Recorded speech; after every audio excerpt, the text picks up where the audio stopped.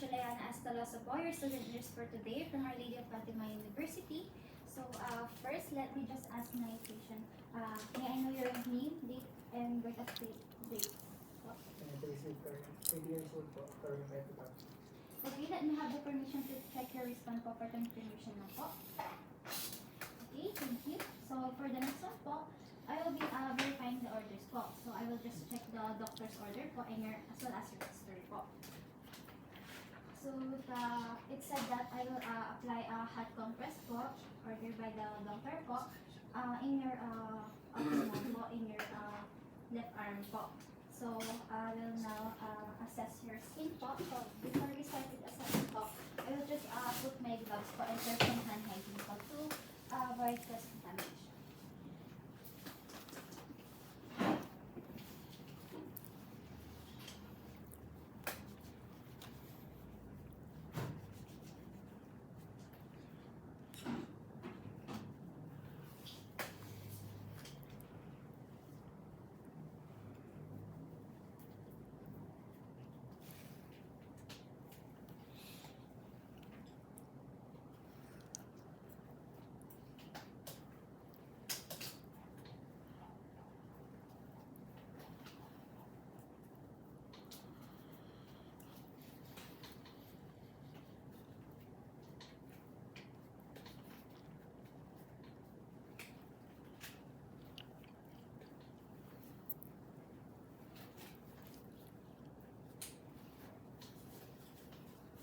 Okay, I'm gonna assess your left arm po since you have open one finger.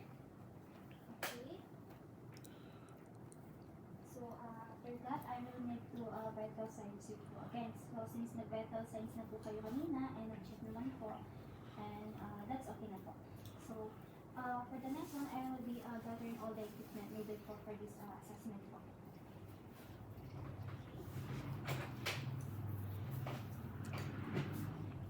Okay, sir, so for today po, I will be applying a hot compress po in your wounded area. So in your left arm po, I will be applying a hot compress. So you may feel a little discomfort po as I apply it, but it will lessen your pain naman po. Okay, so I will now close the curtains po to provide your privacy. So rest assured that all the information and the things that we will be doing for the day will come among us po. Okay.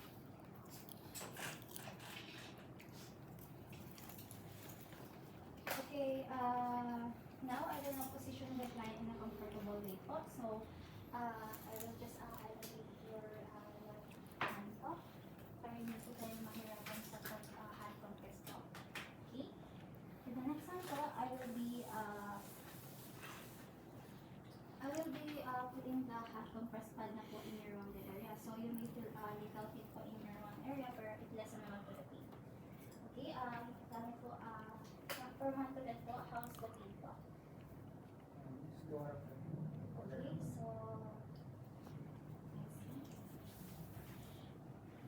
so wait lang po natin ng konti para po ma-lessen yung pain. So, it depends po sa doctor kung gano'n po katagal. So, okay, apply lang po natin para hindi po masyadong maingay. So, bearable naman po.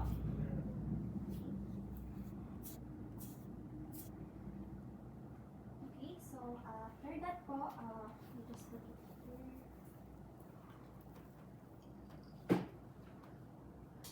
So I will now remove my gloves na po and perform hand hygiene.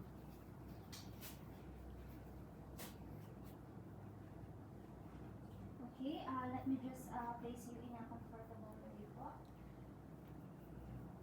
Okay, do you feel any sensation in your left arm po or do you feel the hip po? Okay, do you feel okay naman po?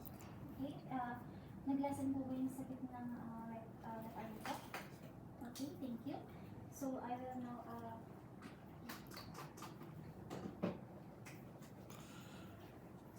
let me just inspect the infected area po.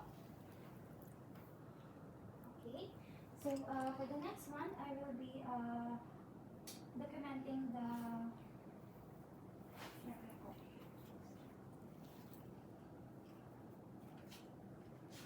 So